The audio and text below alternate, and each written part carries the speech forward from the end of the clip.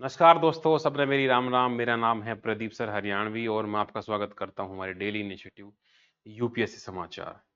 Newspaper, mains, answer writing, prelims, interview सब में एक बहुत खास अहमियत रखता है। तो आज की न्यूज़ देख लेते हैं हम। 2 मई की जो न्यूज़ है फटाफट गो थ्रू करते हैं। सबसे ऊपर है अप्रैल का जो ग्रोस जीएसटी है वो 2.1 लाख करोड़ कर क्रॉस कर गया। तो मतलब एक नया रिकॉर्ड बन गया है। तो इससे ये पता लग रहा है कि जीएसटी का जो कलेक्शन है वो बढ़ रहा है और हमारे ओवरऑल इकोनॉमी को काफी हेल्प करने वाला है।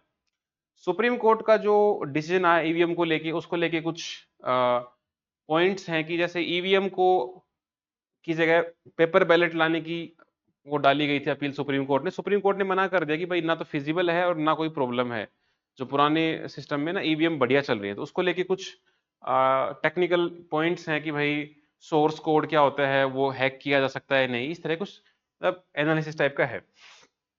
Budget and bill passed without with little deliberation, इसमें एक अच्छा खासा स्टडी दी गई है कि बहुत सारे स्टेट्स में तो बिल्स पे डिस्कशन हो ही नहीं रहा है। 40% बिल तो ऐसे हैं जो जिस दिन इंट्रोड्यूस हुए उसी दिन पास हो गए हैं। तो वो सब एनालिसिस चार्ट देखने को मिलेंगे। अपने मेंस में आप लिख सकते हो कि हमारी डेमोक्रेसी में कितना डिस्कशन हो रहा है, कितना कंस्ट्रक्टिव क्रिटिसिज्म हो रहा है। तो ये एक अच्छा खासा आर्टिकल होने वाला है। Analysing labour on A warming planet, अभी कल 1 मई को ही लेबर डे था। तो लेबर के लिए क्या मुसीबतें आ रही हैं, जो हमारे लेबर लॉज हैं, फैक्ट्री एक्ट्स हैं, गर्मी बढ़ रही है, हम अपने घरों में भी बिना एसी के नहीं रह पा रहे हैं। तो लेबर कैसे रहेगा अपने फैक्ट्रीज में या जो जहाँ पे वो काम कर रहा है। तो उनके लिए भी हमारे पास कुछ होना चाहिए, जो एक पर्टिकुलर टेम्परेचर है या जिस हीट में वो काम कर रहे हैं, तो वो उनके लिए भी एक चिंता का विषय है ये। India one of the key geographies affected by the phishing attacks. तो ये फिशिंग अटैक को लेकर, साइबर सिक्योरिटी को लेकर आर्टिकल आया है। आजकल बहुत ज्यादा एक्टिव हैं झूठे call, fishing, malware, Trojan horses, कुछ टेक्निकल टर्म्स हैं वो आपको पता रहना चाहिए। इसके बाद हमारा जो एडिटोरियल है, the wrong way to fight inequality. Inequality बहुत हाई है। कई दिन से आर्टिकल आ रहे हैं कि 65% जो वेल्थ है वो 10% लोग होल्ड कर रहे हैं। अब उसको टैकल करने के लिए एक वेल्थ टैक्स का आइडिया किसी ने दिया कि जो अमीर आदमी है उनके ऊपर एक वेल्थ टैक्स लगा दे और वो गरीबों में बांट दे। बट इससे कुछ होने वाला नहीं है। इस आर्टिकल में ऐसा बोल रहे हैं। रेदर आप उन पे टैक्स लगाओगे तो वो अपने बिजनेस को कम एक्सपेंड करेंगे या फिर ब्लैक ब्लैक करेंसी की तरफ चले जाएंगे, ब्लैक मनी की तरफ, है ना। बेहतर ये है कि आप सिस्टम को सुधारो, जो गरीब आदमी है उनको ज्यादा अपॉर्चुनिटीज दो पैसा कमाने के लिए, इकोनॉमी को लिबरलाइज करो। और जो अमीर सेक्शन है 10%, उसके पास जो प्रिविलेजेस है वो हटाओ। और एक आदमी का लंबे समय तक होल्ड नहीं रहना चाहिए मार्केट पे। जैसे आप देख रहे हो वही कुछ एक फैमिलीज है जो रूल कर रहे हैं पिछले 70 साल से ना, तो वो जो हायरार्की है वो टूटनी चाहिए। इस तरह की बात यहाँ करी गई है। और अब जैसे मैप का भी हमने इंक्लूड करना स्टार्ट किया, तो स्ट्रेट ऑफ हॉर्मुज कहाँ है, कौन कौन से कंट्रीज पर्शियन गल्फ को टच करती हैं, गल्फ कोऑपरेशन काउंसिल के मेंबर कौन है, वो एक धीरे धीरे मैपिंग की जो प्रोसेस है अपना, डेली आप अपना एटलस लेके बैठो, उसमें जो जो यहाँ टॉपिक आता है आप मार्क करते रहो। धीरे धीरे 1 साल में आप सारा मैप कवर कर लोगे। चलो स्टार्ट करते हैं। देखो, पहला आर्टिकल है अप्रैल का जो जीएसटी कलेक्शन आपने देखा तो रिकॉर्ड ब्रेकिंग हमारे पास कलेक्शन आया है। पिछली बार हम अगर देख कंपेयर करें पिछली बार अप्रैल 2023 से, तो 15.5% हम बढ़ गए हैं। तो एक स्ट्रॉन्गर मोमेंटम दिख रहा है इकोनॉमी में। तो इस तरह के जो कंसेप्ट हैं, GST, IGST, CGST, state GST, GST council, ये हमारे स्टैंडर्ड जो इकोनॉमी के पोर्शंस हैं वहां से आपको कवर करना है।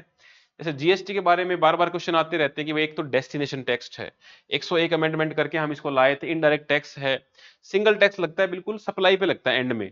तो जीएसटी काउंसिल बनाई गई जिसका हेड फाइनेंस मिनिस्टर होता है। इसमें कैसे कैसे वोटिंग होती है वो हमारा इकोनॉमी का पार्ट रहेगा। ठीक है जी। 1/3 वोटिंग सेंटर के पास रहती है, 2/3 स्टेट के पास रहती है। ऐसे कुछ फैक्ट्स हैं। अगली जो जो हमारी trouble with the supreme court EVM verdict. अब देखो, ईवीएम जो मशीन आई उसमें दिक्कत ये आ रही कि कुछों ने एलेज किया है कि अपोजिशन ने एलेज किया कि जो रूलिंग पावर है वो इसमें गड़बड़ियां कर रही है। लेकिन इलेक्शन कमीशन ऑफ इंडिया खुला कहता है कि भाई कोई गड़बड़ी है ही नहीं, इसको हम इंटरनेट से कनेक्ट कर ही नहीं सकते, तो गड़बड़ होगी कैसे। इसको वेरीफाई करने के लिए इसके साथ एक और मशीन जोड़ी गई, वीवीपैट। उसको कनेक्ट करने के बाद क्या होता है, जो वोट दिया आपने, एक पर्ची आएगी, इसके ऊपर सिंबल होगा और पार्टी का नाम होगा और कैंडिडेट का नाम होगा, आपने किसको वोट दिया। वो पर्ची 7 सेकंड दिखेगी, फिर डब्बे में गिर जाएगी। तो उसको क्या करते हैं कि उससे रैंडमली एक कंस्टिट्यूंसी में कोई एक बूथ उठा लिया, वो पर्ची काउंट कर ली और वो इलेक्ट्रिक मशीन में जो वोटिंग है वो काउंट कर ली, वो दोनों मैच होती हैं, जिसका मतलब सही हो रहा है। तो अब इसमें दिक्कत ये आ रही है, ये कह रहे हैं कि भाई ये भी अभी भी ये काम कैसे करती है, एक तो वो सामने आना चाहिए। इसमें सोर्स कोड करके है कि कैसे ये चीज काम करती है, तो इलेक्शन उसको लेके ये बात सामने आएगी। हम उस सोर्स कोड को नहीं बता सकते कि कोई भी चीज कैसे काम करती है। अगर वो बाहर आ गई तो वो उस प्रोसेस को तोड़ा जा सकता है, तो उसकी जो सेक्रेटनेस है वो बचानी है, बस इस तरह की बात है। ठीक है, एक तो पहला तो ये था कि भाई वीवीपैट की जगह ना ईवीएम की जगह ये वापस लाना चाह रहे, तो एक सोर्स कोड है कि वो डिस्क्लोज करना चाहिए, इंडिपेंडेंट वेरिफिकेशन हो। अगर वो डिस्क्लोज कर दिया तो उसका मिसयूज भी हो सकता है, तो उसको रीप्रोग्राम भी किया जा सकता है। इस तरह की बात है। एक इसमें एक माइक्रो कंट्रोलर करके कुछ बताया था, जो मैन्युफैक्चरर सजेस्ट करते कि होना चाहिए। तो इस तरह से सुप्रीम कोर्ट में वोट मतलब गया तो उन्होंने मना कर दिया। ठीक है, पेटिशन ने कहा है कि पेपर बैलेट वापस ले आओ, लेकिन सुप्रीम कोर्ट कह रहा है कि अब पेपर पे वापस आना फिजिबल भी नहीं है और उसकी रिक्वायरमेंट भी नहीं है। इस तरह की बात, आप आर्टिकल पढ़ना, अच्छा आर्टिकल है। थोड़ा सा जो प्री के हिसाब से, एक तो वीवीपैट, ठीक है, वोटर वेरीफाइड ये मशीन होती है, 2010 में ये आई थी। और इसमें उसको हम और ट्रांसपेरेंट बनाने के लिए कर सकते हैं। इसका ट्रायल स्टार्ट हुआ 2011 में लद्दाख, तिरुवनंतपुरम, चेरापूंजी वगैरह में जब वोट हुए। और वीवीपैट को सारे 2013 में नागालैंड में यूज किया गया, तो काफी सक्सेसफुल है। आप अभी वोटिंग चल ही रही है, तो आप अभी देख पाओगे जब भी वोट डालो आप, हरियाणा में अभी जैसे 25 मई को होंगे, आप वोट डालने जाओगे तो देखना वीवीपैट आएगा। तो ये कह रहे हैं कि इस तरह से हम उसमें क्या कर सकते हैं। अभी तो फिलहाल एक का रूल है, आप कॉन्स्टिट्यूएंसी में कोई भी एक रेंडमली वीवीपैट उठाते हैं, पर्चियां मिलाते हैं, तो उसको 5 करने का सजेशन ये दे रहेंगे, और थोड़ा सा वेरीफाई हो जाए तो बढ़िया है। बहुत सारे बजट और बिल हैं वो बिना डिस्कशन के पास हो रहे हैं, तो हमारी डेमोक्रेसी कहाँ जा रही है। जो हमारे एमपी वगैरह बैठे हैं, एमएलएज बैठे हैं, उनमें डिस्कशन कितना हो रहा है। मध्य प्रदेश में आप देखोगे तो 85% उसका जो बजट है विदाउट डिस्कशन के ही पास हो गया है। ठीक है, केरला झारखंड में आप देख रहे हो, तो बहुत वरीसम ट्रेंड है। 2023 में ओवरऑल अगर हम देखें तो 40% बिना डिस्कशन के पास हो रहे हैं। जो पब्लिक अकाउंट कमेटी होती थी वो रिपोर्ट रख ही नहीं रही है टेबल पे। ठीक है, और भी कैसे शॉकिंग, कुछ कुछ शॉकिंग फैक्ट्स सही आप मेंस के लिए बचा के रख सकते हो। आप देखो 10 स्टेट्स में 30% जो एक्सपेंडिचर है वो बिना वोट के पास हो रहा है। ठीक है, और अगर मैं दिखाऊं तो 44% जो बिल्स हैं, या तो वो सेम डे पास हो गए या फिर अगले दिन पास हो गए। तो एक एक bill pay close by close कितना डिस्कशन होना चाहिए, वो सेम डे ही पास कर रहे हैं, इसका मतलब डिस्कशन हो ही नहीं रहा है। केरला में और मेघालय में they took more than 5 days to pass, 90% bill 5 दिन में ही पास हो गए। ठीक है, ये कुछ ट्रेंड दिखा रखे हैं कि कितने दिन में पास हुए, कितनी टेबल पे रिपोर्ट रखी गई। तो बहुत वरीसम ट्रेंड चल रहा है, ये हमारी डेमोक्रेसी के लिए ठीक नहीं है। पेज 10 पे आ रहा है कि इकोनॉमी के बारे में, प्लानिंग, मोबिलाइजेशन, है ना। तो जो प्लेनेट हमारा गर्म हो रहा है, लेबर्स के लिए हम क्या कर सकते हैं।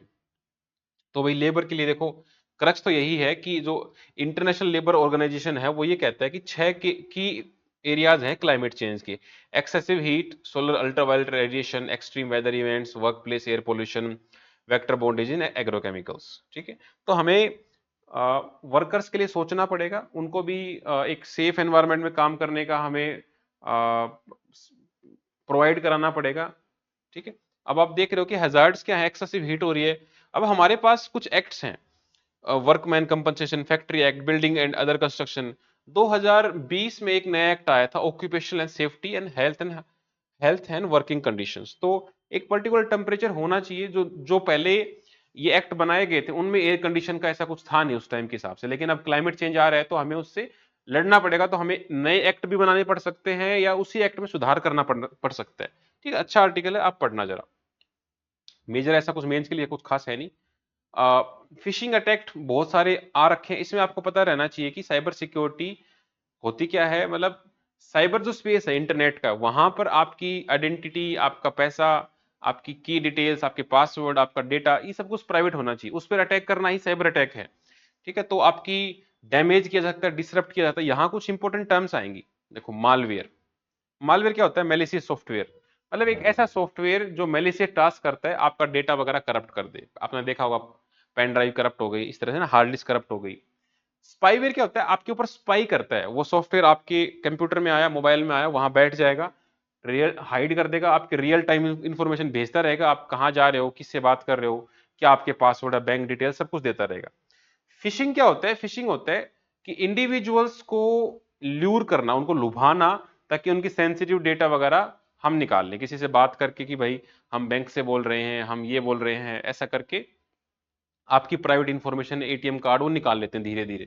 ठीक है, वो होता है फिशिंग। तो इंडिया में बहुत ज्यादा हो रहा है आज के दिन में। एक वेब सीरीज भी आई थी इसके ऊपर ना, छत्तीसगढ़ झारखंड के कहीं जंगलों में से एक जमतारा करके कोई जगह है, वहां से बहुत सारे अटैक हुए हैं। ठीक है, बड़े बड़े पढ़े लिखे लोग भी इसमें फंस जाते हैं। Distributed denial of service, DDoS attack है। इसमें क्या होता है कि आपके सिस्टम में फ्लड कर देंगे रिक्वेस्ट की, तो जो रियल रिक्वेस्ट थी उसको पूरा ही नहीं कर पाओगे।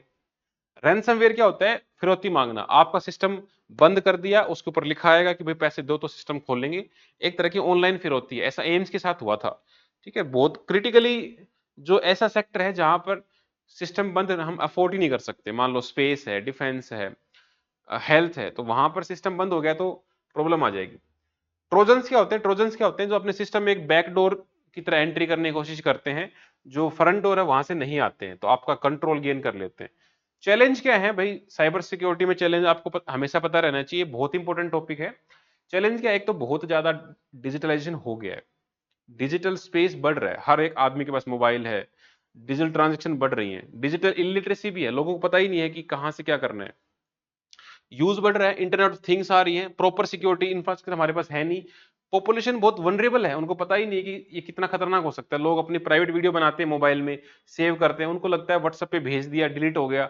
लेकिन इस साइबर स्पेस में कितनी चीजें घूम रही हैं, और आपको पता रहेगा कि जो इंटरनेट हम देख रहे हैं ये ओरिजिनल इंटरनेट का 1% है। नीचे नीचे और दूसरा इंटरनेट भी चल रहा है ब्लैक मार्केटिंग के जैसे। ठीक है, it is very easy to miss direct. लोगों के पास अवेयरनेस ही नहीं है साइबर सिक्योरिटी की, हमारे पास स्पेशलिस्ट नहीं है जो उसको टैकल कर पाए। टेररिस्ट अटैक भी हो रहे हैं। ठीक है, किसी का कुछ स्पेस हाईजैक किया, उसी की मिसाइल उसके ऊपर गिराई जा सकती है। हो सकता है कल को साइबर स्पेस से न्यूक्लियर अटैक भी कर सकते हैं, अपने ही देश में न्यूक्लियर फटवा दे, इस तरह से काम हो सकता है। अब गवर्नमेंट ने क्या किया है, जब भी कोई प्रॉब्लम पड़ो तो सॉल्यूशन जरूर पढ़ना। गवर्नमेंट ने नेशनल साइबर सिक्योरिटी पॉलिसी लेके आया 2013 में, ताकि हमारा रेगुलेटरी फ्रेमवर्क बढ़िया हो पाए। इसके अलावा national computer emergency response team certain, ये बहुत इंपॉर्टेंट है। ये जितने भी साइबर के जितने भी साइबर सिक्योरिटी जुड़े हुए हैं, ये मेन काम यही करता है।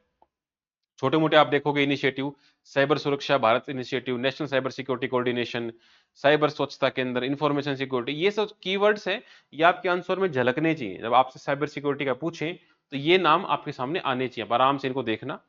नेक्स्ट जो हमारे पास है, the wrong way to fight inequality. अब ये बहुत बड़ा आर्टिकल है, मैं क्रक्स बताता हूं आपको। देखो, इनकम इनकम इनइक्वालिटी बढ़ चुकी है। 65% वेल्थ 10% लोगों के हाथ में है। अब कारण क्या रहे होंगे, उसके कारण यही रहा होगा कि इंडिपेंडेंस के टाइम से कुछ फैमिलीज ने, कुछ ग्रुप्स ने गवर्नमेंट पॉलिसी का लाभ उठा के अपने एसेट बिल्ड करने स्टार्ट कर दिए। 1990 के बाद जब प्राइवेटाइजेशन हुआ, एलपीजी रिफॉर्म्स आए। एलपीजी रिफॉर्म मतलब लिबरलाइजेशन, प्राइवेटाइजेशन, ग्लोबलाइजेशन। तो 1990 के बाद जब चीजें प्राइवेट होने लगी तो कुछ लोगों ने अपनी एंटरप्रेन्योरशिप स्किल दिखा के चीजों को बिल्ड करना स्टार्ट किया। अब सारा वेल्थ, सारी इनकम कुछ लोगों के हाथ में आ गई है, बाकी लोग के पास ग्रोथ नहीं हो रहा है। अब ऐसा नहीं है कि बाकी लोगों के पास पैसा है नहीं, लेकिन ओवरऑल इकोनॉमी बहुत बड़ी हुई है। मेरे पास कल को 5 रुपए थे, मेरे पास आज 15 है, लेकिन जिसके पास 100 रुपए थे कल, उसके पास 1 करोड़ हो गए। तो इनकम इनक्वालिटी बहुत ज्यादा बढ़ गई है ओवरऑल। तो सॉल्यूशन क्या है, किसी ने सॉल्यूशन ये बताया कि वेल्थ टैक्स लगा दो, जो अमीर हैं उनके पास एक और टैक्स लगा दो, इससे ऊपर पैसा होगा ही नहीं आपके पास, तो वो डिमोटिवेट हो जाएंगे और पैसा बनाने के लिए, इन्वेस्टमेंट करने के लिए। ठीक है, तो उससे कुछ फायदा होने वाला नहीं है, बल्कि आप उनके पास जो स्पेशल प्रिविलेजेस हैं वो हटा दो। कुछ एक फैमिली रूल कर रही है, कुछ एक पॉलिसी का गलत फायदा उठा रहे हैं, कुछ एक को ही सारे अलॉट किए जा रहे हैं, जो भी मतलब अलॉटमेंट होती हैं, टेंडर वगैरह। जो नॉर्मल लोग हैं नीचे वाले, उनको भी मौका दिया जाए। तो इस तरह से अगर हम पॉलिसी को चेंज करेंगे तो एक चेंज आ सकता है। इसमें कुछ कुछ फैक्ट्स हैं जो मैंने हाईलाइट किए हैं। ठीक है, वो आप अच्छे से देखना। करक्स मैंने आपको बता दिया पूरा आर्टिकल का। अभी मतलब मेंस के हिसाब से ठीक है, याद रखना 2022 में टॉप 1% पॉपुलेशन 40% वेल्थ होल्ड कर रही है, ये इंपॉर्टेंट लाइन है। और बॉटम 50% सिर्फ 6% वेल्थ होल्ड कर रही है। तो कितना इनइक्वालिटी हाई है। ग्लोबल लेवल पे अगर हम देखें तो एक रिपोर्ट आती है ऑक्सफैम रिपोर्ट, ये हाल सिर्फ इंडिया का नहीं पूरे वर्ल्ड का है। 90% वेल्थ 10% लोग होल्ड कर रहे हैं। एक तरफ तो आदमी 10-10 रुपए के लिए मर रहा है, मेरे जैसे लोग हैं जो जोमेटो पे ऑर्डर करते हैं तो 5 रुपए 10 रुपए का भी कूपन लगाने की सोचते हैं, और एक तरफ लोग हैं जो अपनी अंबानी जैसे लोग हैं जो अपनी बच्चे की प्री वेडिंग में 1200 करोड़ खर्च कर दे रहे हैं। कैन यू इमेजिन कितनी इनइक्वालिटी है।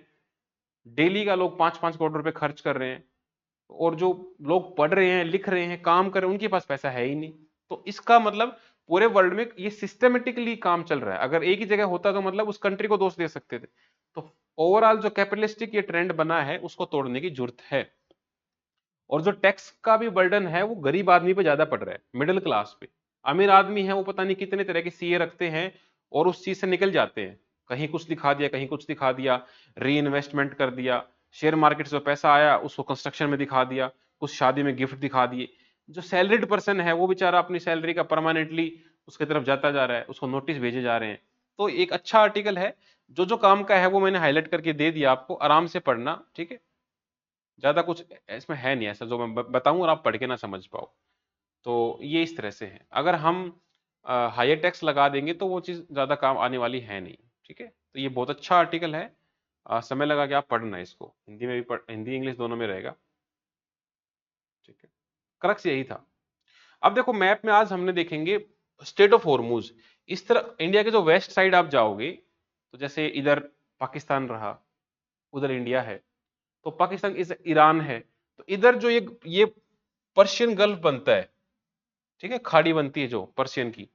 तो यहाँ पे ये है अरेबियन सी, ये है हमारा पर्शियन गल्फ, इसके बीच में यहां से घूम के जाना पड़ता है, इसका नाम है स्टेट ऑफ हॉर्मूज। तो अब क्वेश्चन ये बनता है, इस खाड़ी को कौन कौन सी कंट्री टच करती हैं।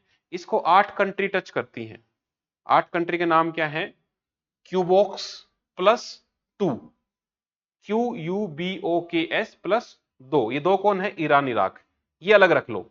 ये 6 है क्यूबॉक्स, Qatar, UAE, Bahrain, Oman, Kuwait और सऊदी।